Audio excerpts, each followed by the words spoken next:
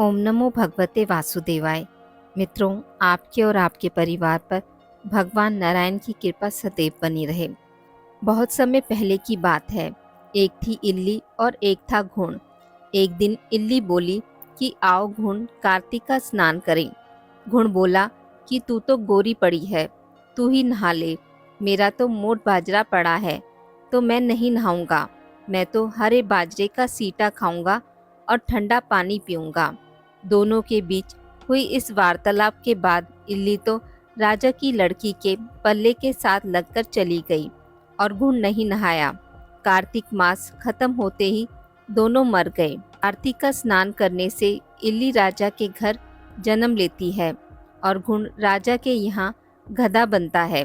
राजा की बेटी बड़ी हुई तो उसके विवाह का दिन आया और वह ससुराल के लिए विदा होने लगी। विदा होने के समय अचानक ही बेटी की बैलगाड़ी रुक गई, तो राजा रानी दोनों बोले कि यह बैलगाड़ी क्यों रुक गई। बेटी, तुझे जो मांगना है मांग ले। लड़की बोली कि मुझे यह गधा चाहिए। यह सुन राजा रानी बोले कि यह क्या मांगा है, कुछ और मांग ले, यह भी कोई मांगने की चीज है। लड़की अपनी बात पर अड़ गई और बोली कि मुझे तो यह गधा ही चाहिए। लड़की की बात सुन गधा फुदक फुदक कर भागने लगा और लड़की के साथ वह भी चला गया। महल जाकर लड़की ने उसे नीचे ही सीढ़ी से बांध दिया। एक दिन लड़की सीढ़ी से उतरने लगी तो गधे ने कहा कि ए सुंदरी, मुझे पानी पिला दे। तब लड़की बोली कि जब तुझे कहा था कि आ कार्तिक नहा ले, तब तूने मना कर दिया था। तूने कहा कि मैं तो बाजरा खाऊंगा और ठंडा पानी पीऊंगा। लड़की और गधे की वार्तालाप उसकी देवरानी और जेठानी सुन रही थी।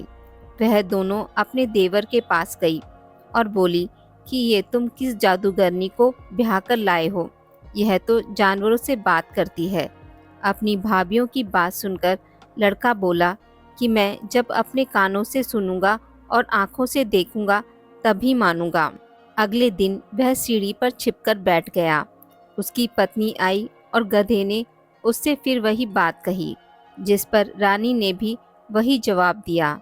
यह सब देख वह राजकुमार तलवार निकालकर सामने आया और बोला कि तुम जानवरों से कैसे बात कर सकती हो, बताओ कि तुम कौन हो।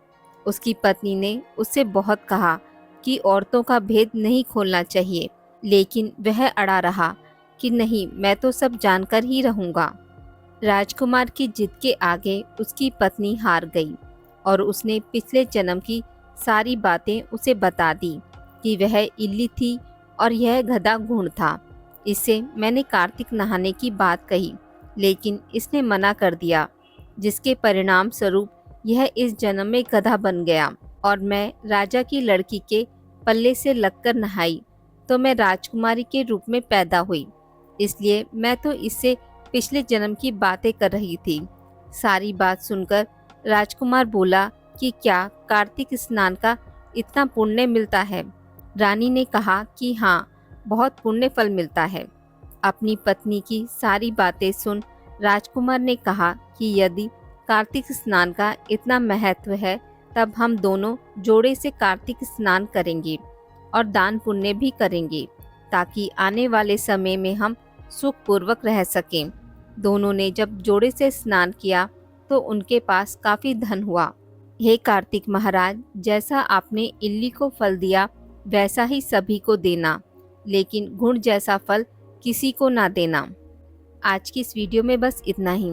मित्रों, अगर आपको मेरी वीडियोस पसंद आती हैं तो इसे लाइक और शेयर ज़रूर करें और पूजा पाठ से जुड़ी जानकारी के लिए मेरे चैनल को सब्सक्राइब करना ना भूलें। धन्यवाद।